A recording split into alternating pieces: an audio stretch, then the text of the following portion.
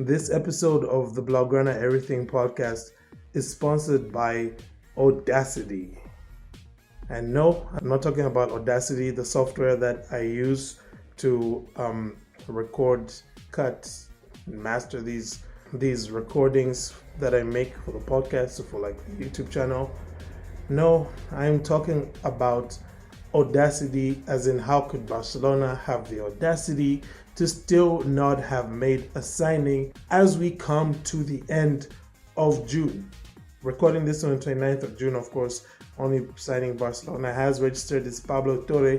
Still nothing on the Kessie, the Christensen front, all those guys trying to get it for free.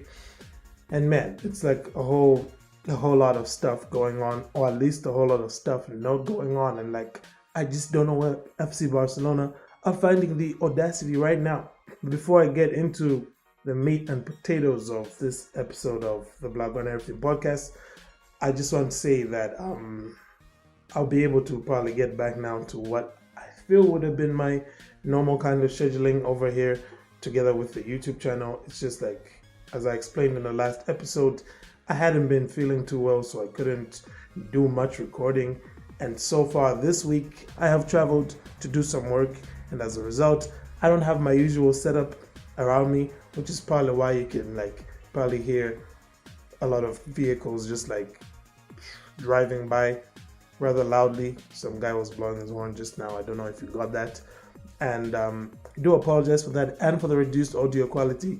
I'm using my phone to record this, so you're probably not going to get as clearly everything I say as when I use my microphone and kind of we'll call it a pseudo studio setup that I have. But anywho, the time that I've been away from the YouTube channel and the podcast as well, it's almost like Barca oh, you know what, Blaugrana Everything isn't here to keep us in check, so let's just not do anything.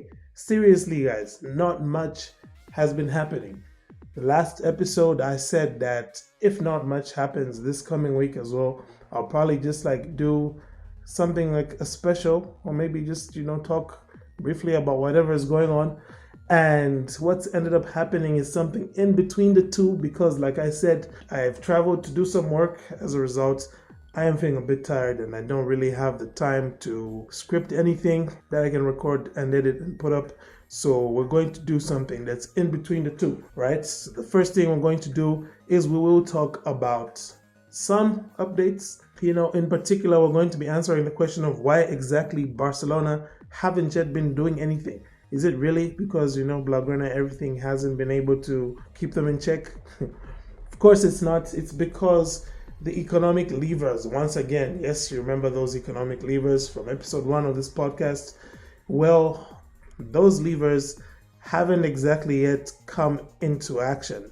It's a funny thing here, right? The Celsius approved those sales for BLM and also the sale for TV rights, but the sales haven't yet been done. They're only going to be confirmed, I think, the BLM sale probably this week, and the TV rights deal starting next week. So that money still isn't available yet, and as a result, Barca just haven't been able to do anything. But despite that, we do have some kind of new updates, regarding some transfers going out, the usual suspects like Frenkie, and also something new on Lenglet. And we also have some updates on possible transfers coming in, like, Lewandowski, Rafinha, those guys, the usual suspects. Basically all the same names that we've been talking about with Barca since about the beginning of June till date. We're still talking about the same guys. Now there's a random cat outside. You must be, I think this cat is a Madridista. I'm just going to ignore that cat. Just going to keep on, cats are douchebags after all, they say. Anywho, more concerning, there hasn't really been much of any progress made with players like Gavi, Dembele. We'll talk about that as well. And also briefly, I'll just give what I think is a tribute to Dani Alves. So I was going to actually write a whole episode which I'll record as a tribute to Dani Alves, but like I said, I'm not going to be able to do that, so we will give him our tribute here at the end. So we will start with the newest the newest news.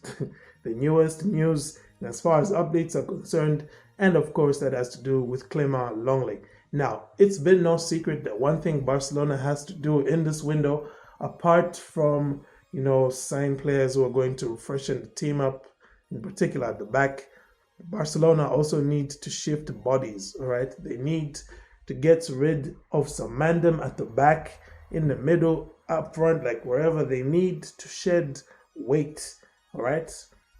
And yes, thinking about you, breath weight. See, weight, breath weight. You know what I'm saying? Like I didn't just come, I just like, that just came up from my mind on the spot. Yeah. But in this case, one of the players who looks like he will be moving is Clement Lenglet. Now, unfortunately, it's not looking like it's going to be a permanent move, at least not from the beginning. I mean, you can understand why no team would have the stones to be like, we'll take Clement Lenglet off of your hands for this much money. Like I can understand that, right? I'm just happy that there are teams that are actually looking at him and considering him. And in this case, we're being told that Tottenham Hotspurs are very, very serious, all right? The Hotspurs got the hearts for Lenglet. And initially, there was hopes from Barcelona that it could be a permanent deal. Those hopes didn't last too long, maybe even like an hour at most, before we got further news saying that this is most likely to be a loan deal. And I'm guessing the last thing that's probably just holding this deal up has probably to do with salaries. Tottenham, since they're a Premier League team, I'm hoping that they will be more than happy to pay Lenglet's wages as they are, so we can get all of that boy's wages off of our books. And hopefully we can, start to move on from the most expensive defender in Barcelona's history. That's right. That's Clement Lenglet, the most expensive defender in FC Barcelona's history. And I think maybe Barca should just like quit all their head when it comes to spending big on defenders, because the last time we spent big money on a defender, it was a certain Dmitry Chigrinsky. Now, anybody who is a proper Barca fan, who's been a Barca fan since before Pep Guardiola's time especially, like that name and you are just cringing deep down inside. That's how Barcelona's most expensive defenders list looks like right now. Top spot, Clement Lenglet. Second spot, Chigrinsky. And I think that's as much as I want to say about this, because now I'm getting triggered by more Bartomeu antics. Speaking of more Bartomeu antics, in his last full year, just his last year at FC Barcelona, Josep Maria Bartomeu decided to spend 30 million euros on a certain Francisco Trincao. And I'm going to be, crapping all over this kid. I'm not that guy, all right? We all saw the talent that he had at Braga, and a huge part of why he wasn't able to fulfill that talent at Barca has to do with how he was managed. And, Koeman didn't do the best of jobs. But all things considered, 30 million was way too much money. He should have cost at least half of that. And the rumor right now is that Sporting Club de Portugal are willing to take him on a loan with an obligation to buy for 20 million euros, which is like, I'm surprised they're even willing to pay that much money. But, should he be able to, click into gear over there and, get into the swing of things, 20 million could be a bit of a bargain considering just how good he was when he was like, 18, 19 at Braga. Last up on our updates, when it comes to bodies moving out, when it comes to players heading out of the camp now, it's of course the very, I would say, divisive sale of Frenkie de Jong. Now, last time we spoke about this, we said that FC Barcelona are trying to hold out for a fee of at least 80 million guaranteed in cash with add-ons. So, right now, we are being told that what Barcelona could be getting is more likely 80 million in total. And by in total, I mean 80 million, that's for the guaranteed fee plus possible add-ons. The guaranteed fee is supposed to be just 60 million euros. And yeah, I'm saying just because we paid way more money than that to get this guy from Ajax. And, we're not in desperate need of the money. But yeah, regardless of that, apparently, Barcelona have agreed to sell him for 60 million plus a possible 20 million with add-ons. And the only thing that left to be concluded now is just, negotiations of personal terms between Frenkie and Manchester United. And while all of this is going on, we're still seeing reports talking about, well, Frenkie is still not really that eager to leave Barca. He's only leaving because it's Ten Hag. And if he ends up staying, he's more than glad because he knows he'll be a big part of whatever Xavi has going on. And yeah, that's basically that. I honestly don't know what else to say here. I'm just now at this point saying, just get this deal done already. I'm tired of talking about this. Tired of looking at news reports about this every day. And it's the same kind of thing going on. Like, this has dragged on long enough. Just, put a bow in it, get the money, use that money for signing players. And let's talk about signing players. Because one player who Barcelona were looking to try and sign from more or less like the beginning of this window. In fact, even earlier than that, we need to go all the way back to when a certain Leeds United were in a relegation fight. Yes, you know who I'm talking about. Talking about Brazilian winger Rafinha. And right now, that deal is definitely looking like it's completely dead. He's definitely not going to come to Barca. Like I had mentioned in some earlier uploads on the YouTube channel, Barcelona were really only very interested in Rafinha because of the idea of just paying 25 million for him should Leeds get relegated. Once Leeds stayed up, there was always a doubt that Barca would be willing to pay the money that Leeds would want. In this case, we're looking at something like 55 million euros, close to 60 million euros. That's what Leeds are demanding. And, Barcelona's just like, nah, that's not happening. But Chelsea, though, are like, you know what? We want some of that action. And together with Arsenal, it's really been looking like this transfer is going to come down between those two teams.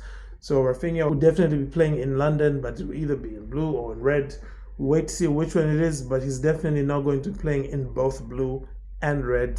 That is Blaugrana. Yeah, you see how I moved? See how I maneuvered from blue and red London to the Blaugrana of Catalonia? I keep telling you people, this is Blaugrana Everything. And that's really that. I don't really want to talk about that much more than that. Like, again, it's one of those things where I've been talking about this thing for weeks and weeks and weeks, and you just want this to be dead and to be gone, to no longer be a part of our lives. The next thing you want to be dead and gone is Lewandowski possibly signing for FC Barcelona. And what I mean by dead and gone is just sign the guy already. Okay? So, we last spoke about this, saying that Barcelona had upped their offer to Bayern Munich from 30 million plus 5 million in add-ons to 35 million plus 5 million in add-ons, and now they've upped it to 40 million plus 5 million in add-ons. And it's just negotiations at the end of the day. Barca are trying to bargain here with Bayern. Bayern, though, have not really been even bothering. They gave Barcelona a figure, and I'm pretty sure they're going to keep denying everything else Barca offers until they get the figure that they asked for. And this, when you look at it, is exactly what Barca should have been doing in the Frenkie de Jong negotiations. But you know what? Tired of talking about that as well. Mr. Laporta, Blaugrana, everything is here to keep you in check. So let's go to Bayern Munich. Let's offer them the money that they want for Robert Lewandowski. And let's keep Frenkie de Jong until Manchester United offer us the money that we want. It's that simple, right? Now, moving on to things that are just not that simple, it would seem. Renewals. And of course, you know who's going to be first and foremost on the topic of renewals. It's going to be Pablo Gavira. That's right, the boy Gavi. And another week goes by, still no Gavi renewal. And It's probably one of the more frustrating things right now when it comes to, I would say, how I interact with reports coming from Laporta's current board. Because, this is reeking so much like what was happening a year ago with Lionel Messi. Oh, don't worry, June 30th. Remember, there was this whole countdown that outlets like El Chiringuito were doing, where they even did the countdown of Messi's contract coming to an end. And Laporta and these dudes were saying, what? Oh, no, don't worry about it. We're negotiating. There's a contract. We're going to offer it to him. He'll stay. And of course, he did not stay. All right. So, Mr. Laporta, I'm one of those people who still has that little bit of distrust because of how that ended, because I was let down. Okay, you let me down there, big man. You let me down. And I'm wondering if this is the same thing that's happening here with Gavi, because there is no way it should be taking this long to renegotiate contract for a La Masia product. Like, why is it being this hard? Like, okay, there's Dembele. We gave him a contract offer and we said, sign this or you're out of here. I get that. And he keeps on saying he wants to stay. That's his own business. So for now, again, that's another saga that keeps on going. But the Gavi saga is really a saga that we cannot afford. I understand that we want players who want to be at Barca. I couldn't agree more with that sentiment. But also, I don't think we should be dragging out every renewal that we have to negotiate. Okay? Ronald Araujo was dragged out. Sergio Roberto was dragged out. Ousmane Dembele, let's not even get started. It's been dragged out, and once again, seems like this country renewal here for Gavi has been dragged out. And like I said, I don't like to see how we're doing business in that way. I'd prefer we did it like we did with Pedri, with Fati. It was not this, it didn't drag out this long. It did drag, but not for this long. So let's get this Gavi thing done, because honestly, I'm just tired. And Dembele, if he doesn't want to sign, then fine. Thank you for your service, and all the best where you're going to go. I'll probably tune in to watch highlights when you nutmeg God knows who on a random day. But yeah, you're listening to the voice of a tired man. So now, last but not least, we're going to sign off with a brief tribute to Dani Alves. Now, it was announced like probably a couple of weeks ago now that FC Barcelona will not be renewing Dani Alves' contract. Initially, of course, Alves had hoped that he'd be able to stay on for another 6 months at Barca, to play between July and December, when, of course, the World Cup is going to be on, just so he can stay fit, go to the World Cup, and then after that, probably hang up his boots. Unfortunately, that's not a situation that Barcelona thought was going to, really be advantageous for them, because, you probably don't want to be just sign a guy who's going to then walk away halfway through the middle of the season. It's better you give that spot to someone who you'll be sure is going to be there all the time, right? So I understand the logic from Barca's end. And this time around, I'd just like to say Dani Alves is really a special player, I think, in Barcelona's history, especially our recent history.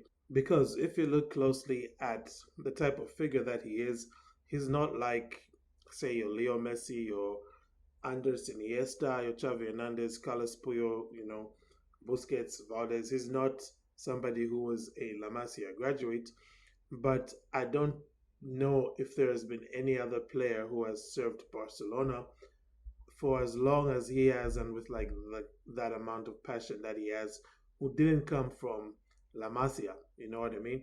Of course, we've had guys like Ronald Koeman in the past who did well for us, and so many others, the Stoichkovs of this world, the Ronaldinhos. And as much as those were players who endeared themselves to Kool-Aids all over the place, they just didn't have this extra something that I would say Dani Alves just seems to have. Probably it has to do with the fact that he's won so many trophies with Barca, It's a very common thing for a lot of us who've been Barca fans for at least the past decade to look at a Barca squad lifting the Champions League trophy with Dani Alves in it, right? Look at a Barca squad winning trebles with Dani Alves in it, winning the Liga, and all these trophies with Dani Alves in it. I mean, this guy is football's most decorated player, right?